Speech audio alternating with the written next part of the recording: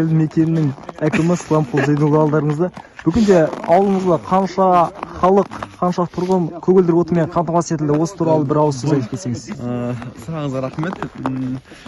Бірінші сәлеметсіз бе? Осы күнде бізде еліміздің, ауылымыздың 90%-ында газбен қамтамасыз етілді.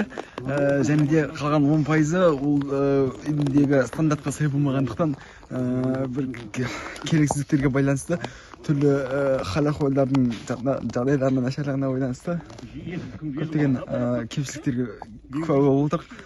Соның арқасында міне біз 90%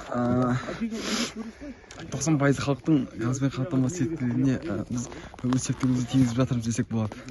Және де осы мақсатта біз осы бүкіл ауылдың 150%-ына газбен қамтамасыз етсек деген ниетіміз бар. 150%, иә?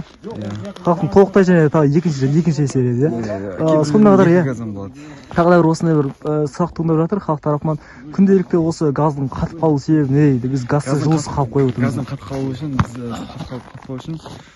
біз бүкіл газды киізбен орау